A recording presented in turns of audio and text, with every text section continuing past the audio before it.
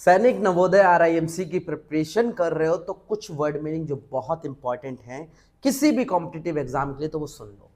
जैसे बिलेटेड मतलब देर करना, उसकी जगह बोल सकते हैं डिलेड और ओवरड्यू। जैसे आपकी अगर कोई किस्त लेट हो गई तो आप ओवरड्यू बोलेंगे। अगर आप किसी काम में देरी कर गए और आप देर कर चुके हो ऑलरेडी तो डिलेड बोलोगे।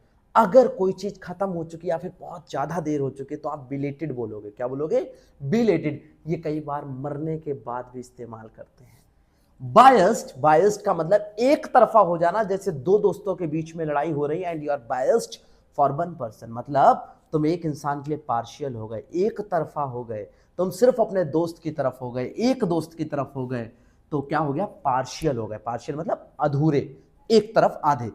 फेवरेटिज्म, फेवरेटिज्म का मतलब किसी का साथ देना, किसी का साथ देना। कॉन्फेस, कॉन्फेस का मतलब होता है आपने कोई गलती करी उसको मान लेना, तो I confessed my mistake in front of you, तो आई कॉन्फेस। एडमिट, एडमिट का मतलब भी होता है मान लेना, लेकिन एडमिट पॉजिटिव वे में लेते हैं। कॉन्फेस गलती करने के बाद मान, वो जो बोल रहे हैं हम उसको कॉन्फेस बोलते हैं।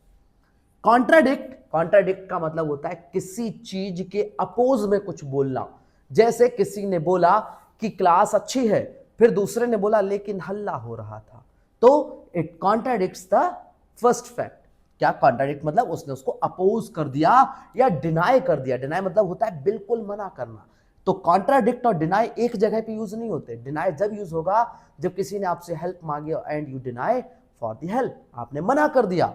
अपोज, अपोज का मतलब होता है किसी चीज को मना करना। जैसे किसी ने बोला कि इस बार इलेक्शन में मोदी जी आएंगे, आपने बोला नहीं मोदी जी नहीं आएंगे, तो यू अपोज द फैक्ट। ठीक है, आपने क्या किया? फैक्ट को, या फिर बोले कि आपने आइडिया को क्या किया? अपोज किया। अपोज मतलब मना करना। ऐसी तैयारी करते रहो और फिर मिलते हैं नेक्स्ट वीडियो में। और किसी को अगर सेशन ज्वाइन करना है तो मैं खुद सैनिक स्कूल से पढ़ा हुआ हूं, सेशन ज्वाइन कर सकते हो, ऑनलाइन अवेलेबल है।